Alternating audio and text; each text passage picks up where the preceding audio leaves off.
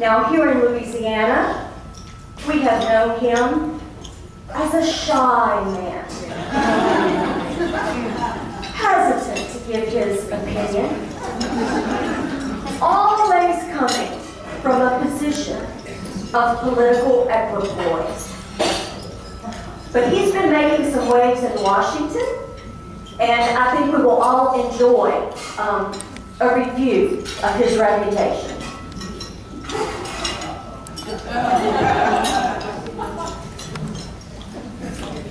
One of the Republican senators who is putting the current legislative dysfunction in context is Louisiana's John Kennedy. Besides having a famous name, Kennedy has a unique perspective that's making him one of the go-to lawmakers on Capitol Hill for journalists. Correspondent Peter Ducey tonight on what Kennedy thinks of. This is Senator John Neely Kennedy, the Capitol's only politician who's always got a punchline. I guess what I want is a cross between Socrates and Dirty Harry. Our country was founded by geniuses, but it's being run by idiots. For Americans right now, that looks like we're giving Lindsay Lohan the keys to the minibar.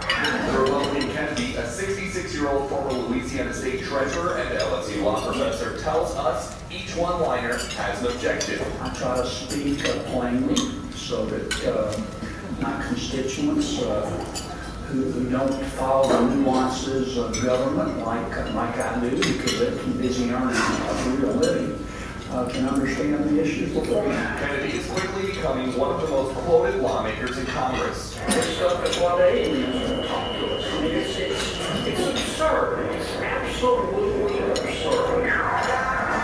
He's also the only sitting senator who got a campaign trail visit from now President Trump. He is what he is, and he's very frank, and I appreciate that. But Kennedy has proven himself to be a check on the Trump administration during confirmation hearings for judicial nominees. Have you ever argued a motion in state court? I have not. Have you ever argued a motion in federal court? No. That district court nominee eventually withdrew. Just because you've seen Judge Judy or my cousin Benny doesn't mean you're qualified to be a federal judge.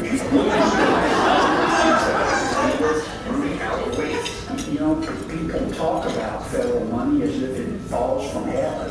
No, thank heaven for it, but it came out of people's pockets. I've driven all over Washington, D.C. I cannot find the money tree. He did find voting as the last riot for Louisiana, and John Kennedy has no plans to change his approach. Some time ago, a friend of mine told me, he gave me some good advice. He said, always be yourself, unless you suck.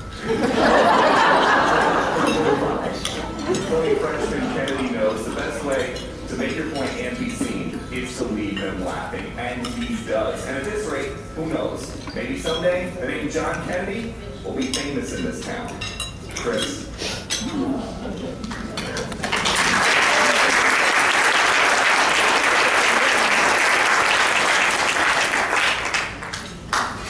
It is a great honor for the Louisiana Federation of Republican Women, Region 6, and the East Baton Rouge Parish Republican Women to welcome to the podium the Honorable U.S. Senator John Neely Kennedy.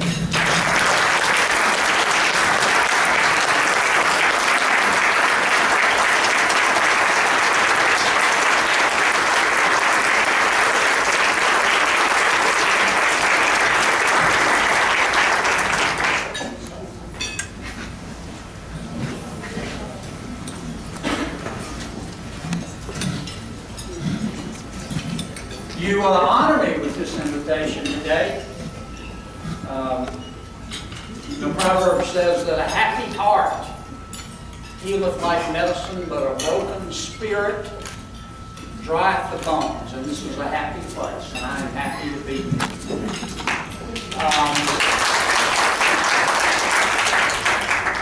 My son is 23 years old. He suggested I change my quotation when I say always be yourself. He says, Dad, you should say, always be yourself unless you can be Batman. So let me begin by by thanking you.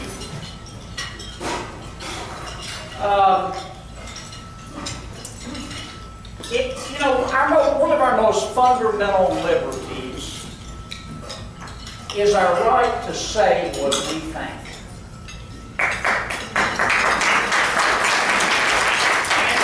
And you're not free if you can't express yourself.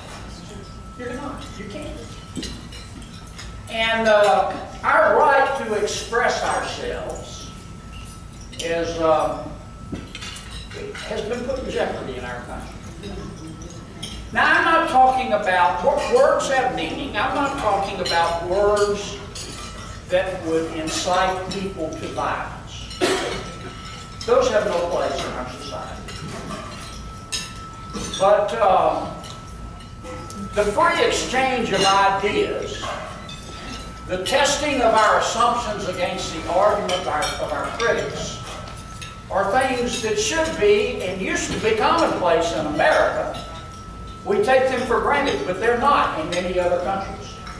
Try saying what you think in Venezuela, or Cuba, or China. And I really regret that. And it's a problem both for the right and the left. In America today, it takes a lot of courage to say what you think. And you say what you think.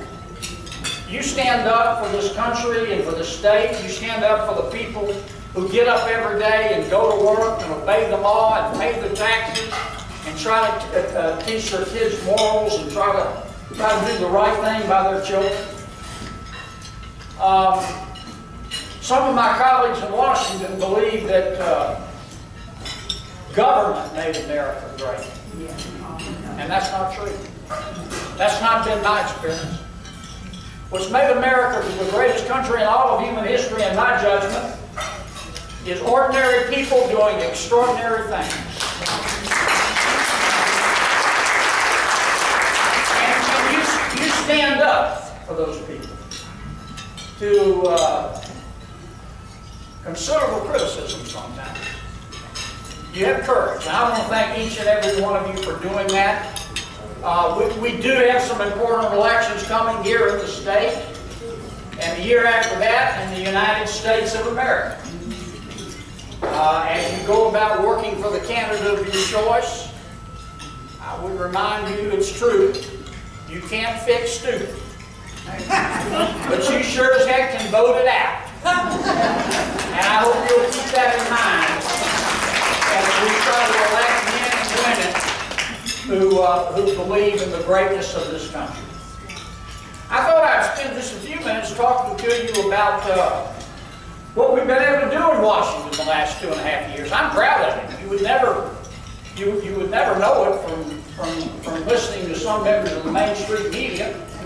But I'm very proud of our accomplishments the last 2.5 years. And then I'm going to spend as much time as I'm allowed answering questions. I want to hear from you. What's on your mind? It's been a little tough going the last 6 months in Washington because, as you know, we now have to deal with a newly constituted House of Representatives. We have two speakers. We have Speaker Pelosi, and we have the other speaker, Speaker Ocasio-Cortez.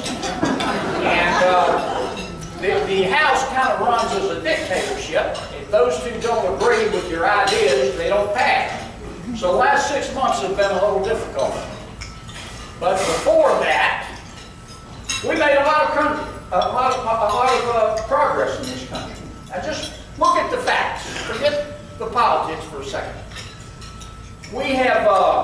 We've increased wages. All this business about, well, the tax cuts only help the rich people, that's nonsense. Wages in America are going up year on year at an average rate of 3%. I'm very proud of that. We have cut taxes.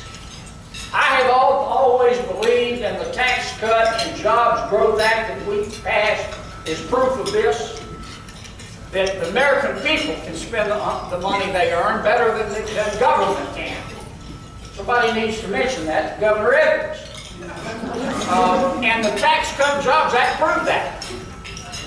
We let the American people and American businesses keep more of their own money. They invested it in new plants, new machinery, new equipment, new software. And as a result of that, we have enjoyed between 3 and 4% GDP growth. Under the prior 8 years, when we had 1% GDP growth, geez, we thought that was something extraordinary. We want to go have a toga party. The truth is, 3 to 4% growth is normal for America. If you start with 2008 when we had the Great Recession, and you go back 30 years, average GDP growth in America is 3.1%. So President Trump and our Congress, we just got America back to normal. I'm very proud of the fact, too, that we've increased productivity. One of the things that has made our economy the greatest in all of human history is that not only do our people work hard, but they're very, very efficient and productive. We, up until 2008, enjoyed productivity gains of about 2%. We dropped during President Obama's administration to about 1%. We're back to well over 2%, and that's one of the reasons you're seeing those increase in wages. We have the lowest unemployment rate right now since Woodstock.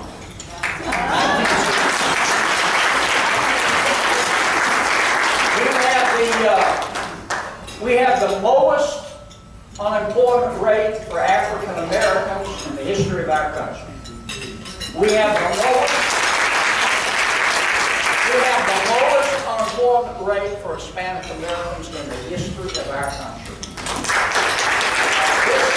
This economy is roaring, and I am very, very proud of that. We have also, and this has contributed to our economic growth, we've also continued to deregulate the economy. Now, I'm not one of those people who believe that we should have zero regulation. In a complicated society like America, we have to have some reasonable regulation. The problem is that it's no longer reasonable. When we took over 2.5 years ago, there were 185,000 pages of rules and regulations. It would take you 3 years to read them one time. The cost to America, to the American business community, which is passed on to the American consumer, I'm not making this up now, is $1.9 trillion a year. That's 12 zeros. We have so many rules and regulations. If you stack them right there, you could stand on them and touch the ceiling. And what we have in Washington, D.C., we don't have 3 branches of government, we have 4. We have the bureaucracy, the administrative state, the deep state, whatever you want to call it. The bureaucracy enjoys powers now once only held by queens and kings. They are unelected. These are unelected bureaucrats. They make their own laws. They interpret their own laws. They enforce their own laws in their own courts in front of the judges that they appoint. They're unelected. And President Trump, with the help of the United States Congress, said we're going to curtail their power. The President adopted a one-in, two-out policy. If you want to promulgate a new rule or regulation, you got to get rid of 2. We've actually done a little better than that. For every 1 new regulation, we've gotten rid of about 32. And it has saved our country billions and billions of dollars, and it's one of the reasons that we're enjoying so much robust economic growth. We've also delivered better care of our veterans. You know, we owe the men and women who have defended this country and keep all of us free everything. We passed legislation, as you know, we've had problems with our Veterans Administration. We're working to improve the VA, but we passed legislation that basically says to our veterans. If you can't get what you need at the VA, you can go to any doctor you want to, and we'll pick up the bill. And I'm very proud of that. We've made our country more energy independent. 15 years ago, we used about 20 million barrels of oil a day. 20 years ago, we produced about 7 million barrels and imported 13 million barrels.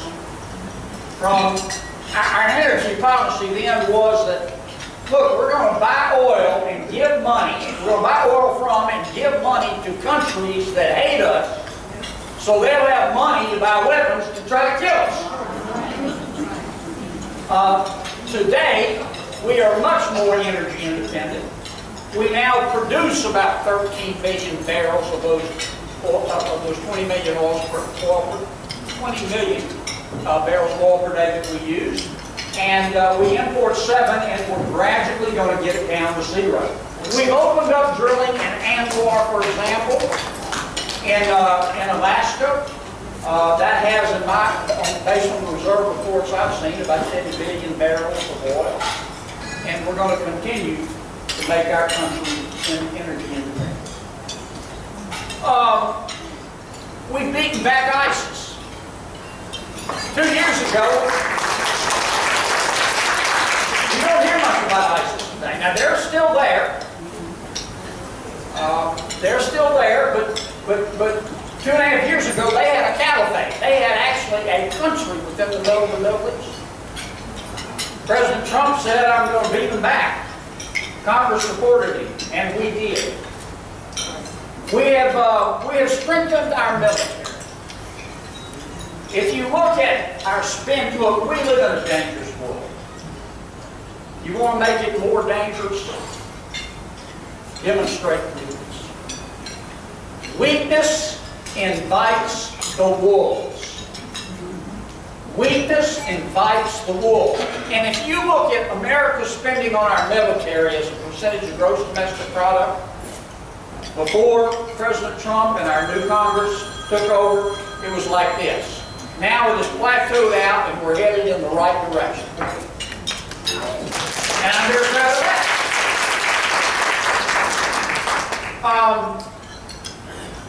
2.5 years ago, America, once again the most powerful country in all of human history, was not making the rules. We were dancing to the tunes of other countries. I'll tell you who's making the rules. Xi Jinping in China, Kim Jong-un in North Korea, Vladimir Putin in Russia, the Ayatollah in Iran. Now, those countries don't like us any better. But by God, they respect us. And I don't know why it is. If I make it to heaven, I'm going to ask the good Lord. But there's some people in this world. They're not sick. They're not mixed up. They're not confused. It's not that their mama or daddy didn't love them enough. They're evil. Yes. And some of them run other countries. I mean, the Ayatollah in Iran hates America. The Ayatollah hates everyone and wants to kill everyone who doesn't believe in his version of his religion. If your religion tells you to kill someone, as far as I'm concerned, it's time to get a new religion. But the only thing these people, unfortunately, understand in a dangerous world is strength. And as much as anything else, I'm very proud of the fact that America is now respected across the world. Finally, I'm really proud of the fact that we've appointed some great men and women to the federal judiciary. And let me tell you why that's so important. One of the reasons we're the greatest country in all of human history is because of our judiciary. You don't hear a lot about the judiciary. You hear about the President of Congress. But America attracts investment from all over the world. Men and women in other countries who have capital, they want to come invest in America. There are a lot of reasons for that, but you know what one of the reasons is? If they have a dispute, they know they can go into our federal judiciary and find a level playing field. And that's why so many people want to come to America, including and bring their capital. When's the last time you heard of somebody trying to sneak into China? Or North Korea? Or Venezuela? They want to come here. So that men and women that we put on the federal bench are important. Now, I'll tell you what I look for in a federal judge. I want a judge who understands the role of the judiciary. The role of a federal judge is to tell us what the law is, as passed by Congress, not what the law ought to be. Judges are not supposed to be politicians in robes. Federal judges are not supposed to try to rewrite the Constitution every other Thursday to advance a political agenda that they can't get by the voters. And those are the kind of men and women we put on the federal bench, including but not limited to very, very extraordinary justices of the United States Supreme Court. It wasn't easy, but we got it done.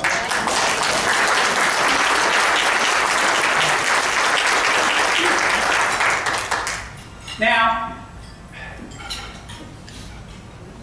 you know, I never thought I would be standing on the floor of the United States Senate debating anything. But I sure never thought I'd be standing on the floor of the United States Senate debating socialism. And that's why these elections that we're about to have, both here in Louisiana and throughout our country, are so very, very important. This is America. Yes. You're entitled to believe what you want. That means I'm entitled to believe what I want too, not just the other person. And here's what I see among many of my Democratic friends. Not all of them, but many of them. I don't understand the world I live in. Socialism, abortion, illegal immigration, socialized medicine, are somehow moral goods. Free enterprise, a secure border, the sanctity of life, on-the-job health insurance, those somehow now, according to them, are moral bads. And I don't get it. They're entitled to their opinions, but we're entitled to ours.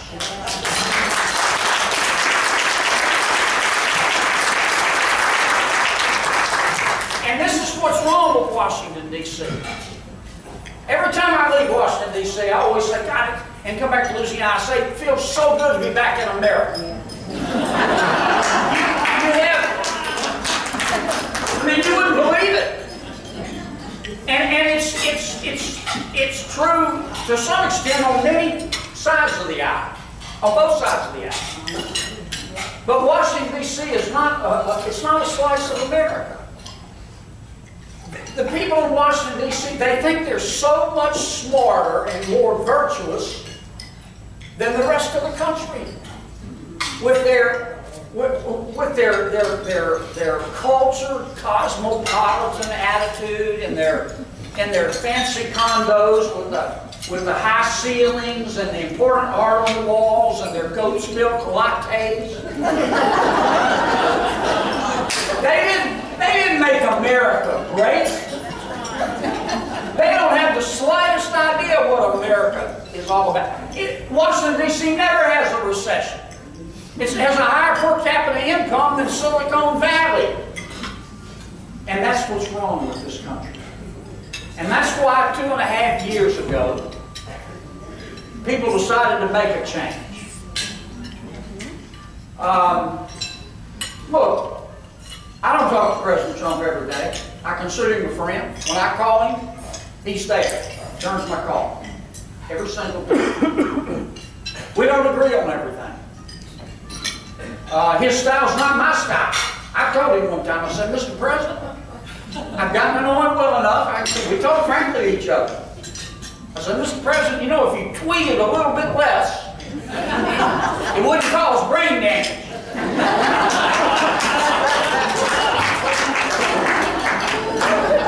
He obviously didn't take my advice. But Donald Trump was sent to Washington, D.C. to stir the pot, not to guard it.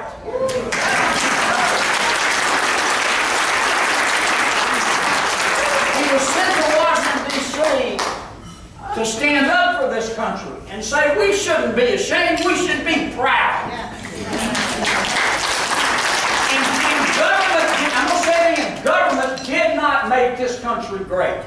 It was ordinary people doing extraordinary things. And if we get a little government off their backs, let people keep more of their money, let them be able to honestly express their opinions and their thoughts to each other without getting torn to shreds on Twitter, this country's brightest days lie ahead. Yes. And I'm very proud to have been a part of that, and I thank the Lord every day for the honor of representing you in the United States Senate and for all the support that you give all of us in our congressional delegation. God bless everyone, and God bless.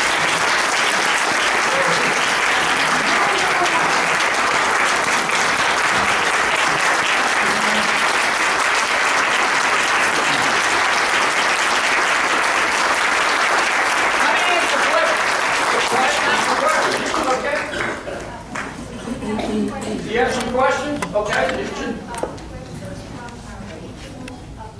Okay. I'm ready to answer questions. Okay. Can I tell my joke? Y'all heard it. Why did Alabama raise the drinking age to 32? They wanted to keep alcohol out of the high schools.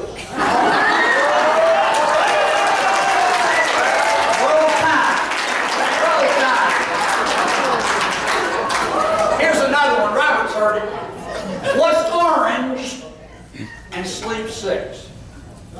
What's orange and sleep 6? A DOTD truck.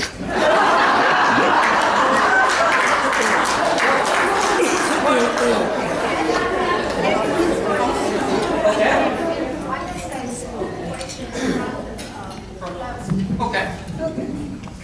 Okay. You alluded to the importance of our upcoming gubernatorial election. We are fortunate to have two very fine Republican gentlemen running. Congressman Ralph Abraham from North Louisiana and businessman Eddie Risconi from Baton Rouge. Would you just give us your comments, your insight into the importance of this election against John Bel Edwards? Sure. I've known Governor Edwards a long time. I consider him a friend. We just don't agree. We just don't agree. John Bel thinks that he can spend the money you earn better than you can. I've watched our budget grow and grow and grow and grow. In 2004, our state budget, I think, was about $19 billion. Today it's $34 billion. And that's not all federal money. Most of that is state money. John Bel believes he can tax, spend, and regulate this state into prosperity, and I don't believe it. That's just not been my experience. I just don't believe it. I think the reason that I think the genesis of a lot of our problems in Louisiana, and I've served as state treasurer a long time, it's not that we tax too little. It's that we spend too much. Now, I'm going to give you an example, if I could. And this is another fundamental disagreement between Governor Edwards. He believes, I believe in more freedom. He believes in more free stuff. And he wants the contents of your bank account to pay for it. As you know, he expanded the Medicaid program. he said, well, it's all federal money. Last time I checked, federal money came out of American taxpayers' pocket, but it's not all federal money. We put up about $3.3 billion a year to draw down that federal money. That's 9 zeros, 3.3 billion. And that's money that comes out of higher education and roads and kids' teachers and cops. So it's not a freebie. He put in Medicaid expansion, and they just forgot to do one thing. They forgot to check eligibility. Now, Dr. Gee is the chairwoman or the secretary of, I don't know what they call it now, I still call it the Department of Health and Hospital. It's not personal. She's a fine physician. I wouldn't let her manage a food truck. They put all of these, said, come on, you want free health insurance? Come on down. Price is right. It's zero, free. Our legislative auditor, Darryl Prepare, did it all. I don't know whether Darryl's a Democrat or a Republican. I don't know anything about his politics, but I know he can count. And he came back, and let me read you, he sent me this list. These are some of the people on Medicaid. He obviously blacked out the names. He just named them Recipient 1, Recipient 2. Recipient 1 on Medicaid. Income is $155,840. Recipient 3, I'm going to jump around, was on Medicaid from starting in July 1, 2016. He makes $311,069. Recipient 8, $124,000. Recipient 10, $110,854. Recipient 13 makes $390,968 a year. There are thousands of these. After we put enough pressure on Governor Edwards, he finally decided to start checking income eligibility. But I noticed it wasn't given much play in our press, but I noticed about 3 months ago he decided to suspend that. Purely coincidental, there's an election coming. I don't want to take Medicaid away from people in need, but I want fewer people who need Medicaid. And you're not going to strengthen the program by helping people who don't need the help. We spend $1 trillion a year helping people less fortunate than us. Don't tell me we don't care about our fellow citizens. Now, that's what Governor Edwards stands for. We got 2 good people running against him, Eddie and Ralph. I know them both. I'm going to support whichever one gets in the runoff. I'm going to do everything I can to convince President Trump to come down here and help. It is wide open. I don't care what you hear. We won't have a feeling about what direction the race is going probably until the middle of September. But I know, all I know is this, that you can't tax, spend, and regulate your state into prosperity. And Governor Edwards has plenty of money. He's an incumbent governor. You know, the Advocate newspaper is all for him. If you turn John Bell upside down and shook him, Lanny Keller and Stephanie Grace will fall out of his pocket. Okay? But they think the people of Louisiana are stupid and don't see their bodies. And I think the race is wide open. What else? Okay, on the same note. Yes, ma'am. I work in the local hospital. Huh? I work in the ER. Yes, ma'am. I've seen a lot of tribulation for having what I see particularly as the new immigrants coming into the ER, and they'll come in like 3 or 4 at a time. You're Spanish speaking. We can't find staff to even do our jobs like I have an admissions specialist, so I have to assess these people. Yes, The ma'am. whole staff has the same problem, but the discussions that we've been having is, is there something going on that we're not aware of that is making they manage to get in the hospital, we're just gonna force a hospital to try to get them on Medicaid to get a reimbursement rate, is that going to qualify them for something else that will potentially get them citizenship quicker and make them eligible to vote? Well, it's a huge problem. I mean, we're spending about $11 billion a year of your money on health care for folks who are in our country illegally. Go build the wall. Yeah, we need to continue on with our program study. Okay. Joyce? You want me to hush? We got some more questions. Okay. Joyce, come on up.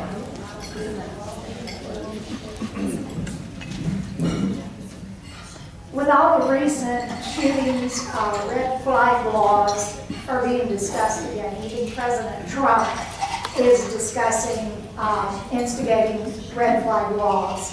Many think these are overreaching and unconstitutional. What is your position on red flag laws? Okay.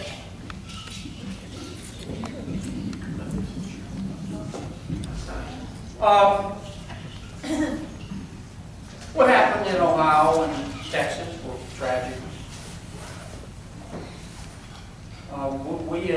All of us believe in the sanctity of life. We also believe in the Bill of Rights. And the Bill of Rights is not an a la carte menu. You know, we have all of the rights, not just the ones that the national media says we have. One of those rights is the right to bear arms. Now, it's not unlimited.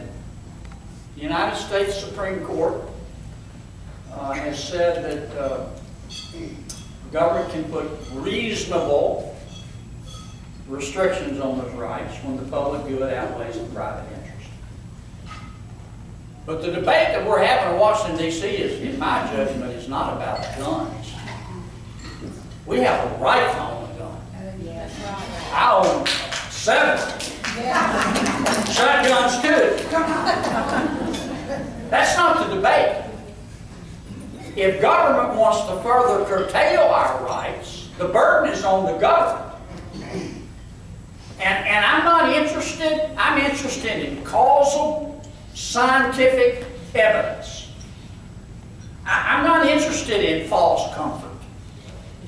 I'm not interested in people who hate the Second Amendment being able to pull stuff out of their orifices when they make their arguments. I want facts and I want evidence. It's very simple, and the burden is on the government if they want to curtail my right. I don't believe we need more gun control in this country. I believe we need more idiot control.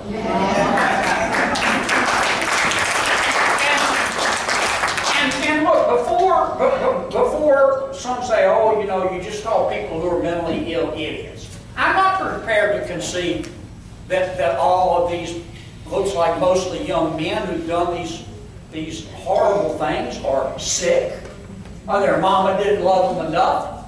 I'm sorry, there's evil in this world. Like I said, if I make it to heaven, I'm going to say, God, how come?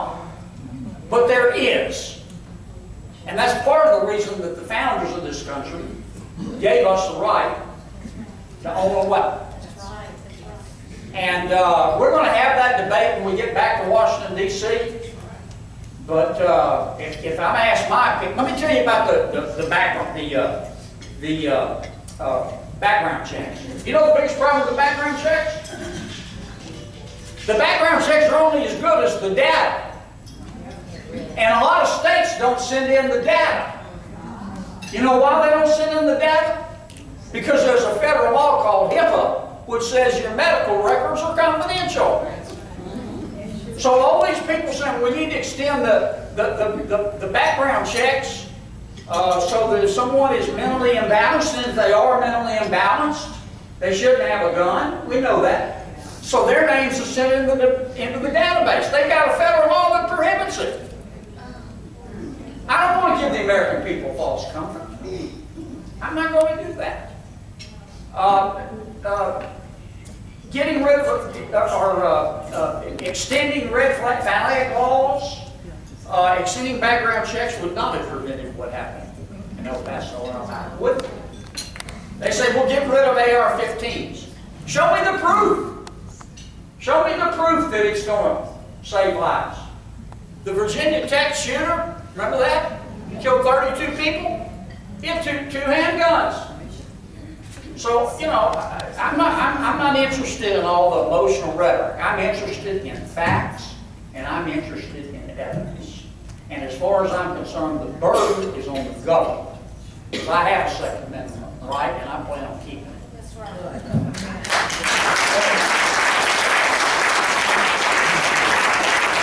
I watch the clock, so I don't know what time it is.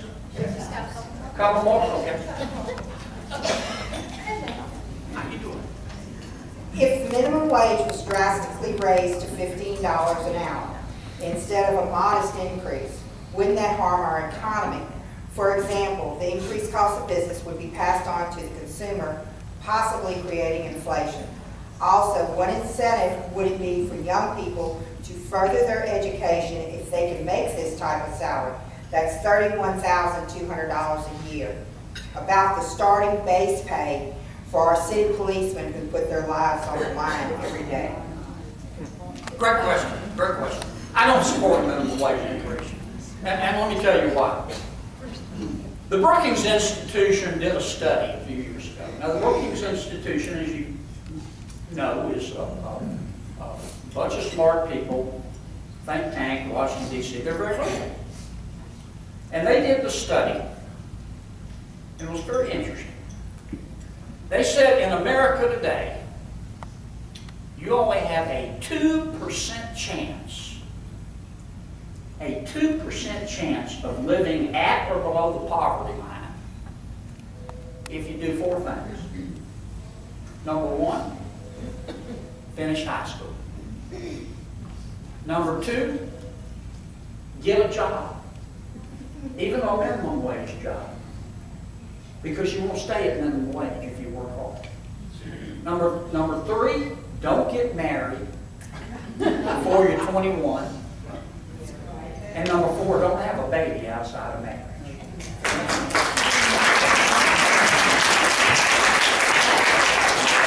Those four things. Get a job, probably won't be a minimum wage job. Don't have a baby outside of marriage. Don't get married too young, and finish high school. And if you do those four things, you've got a 98% chance of not being poor, according to the federal government statistics. A minimum wage is just another example of government trying to control free enterprise. You know, the best determiner of wages, the free market. And you're seeing wages go up. Why is that? Why is that? It's because businesses are having to compete. Because we let people keep more of their money and they're investing it and the economy's growing. It'll also eliminate a lot of jobs for young people. My first job was a minimum wage job. Every young person today should have the opportunity to have a crummy first job. It taught me a lot.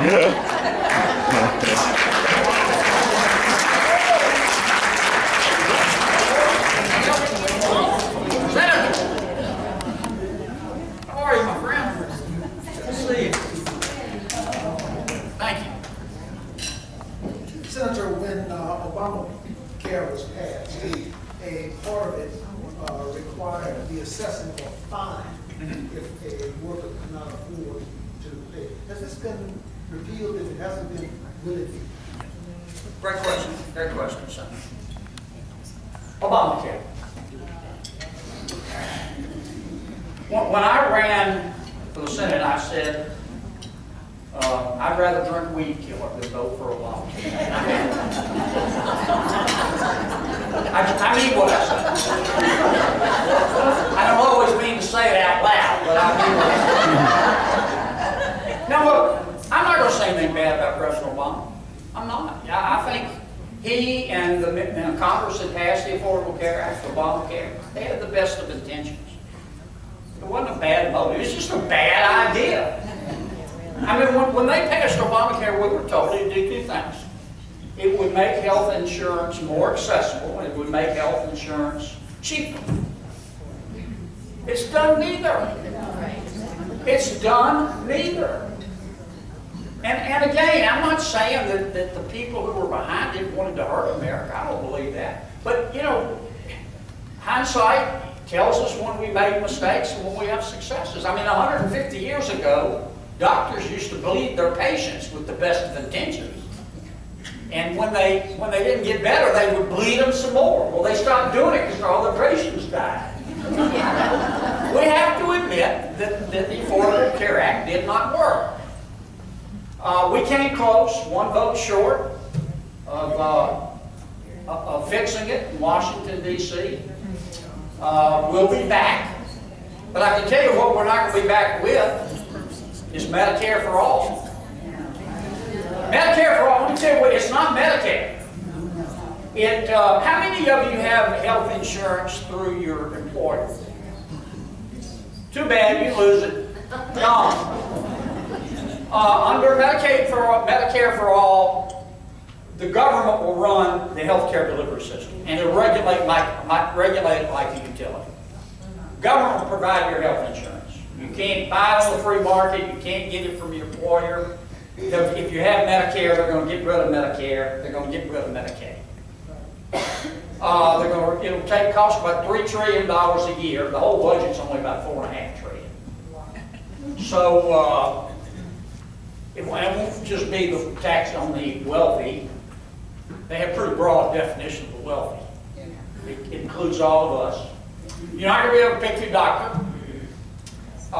You have to give up your doctor. The government will assign you a doctor, and once they do give you a doctor, you're going to have to wait in line. If you support having the government run your health care delivery system, I want you to just imagine this. How would you like to live in a world designed by the post office? Because that's what you're going to get. Now, until we get past the election and the American people decidedly reject Medicare for all, it's going to be hard to get my Democratic friends to come to the table. But after this election, and after President Trump's reelected, and after we take back control of the House, and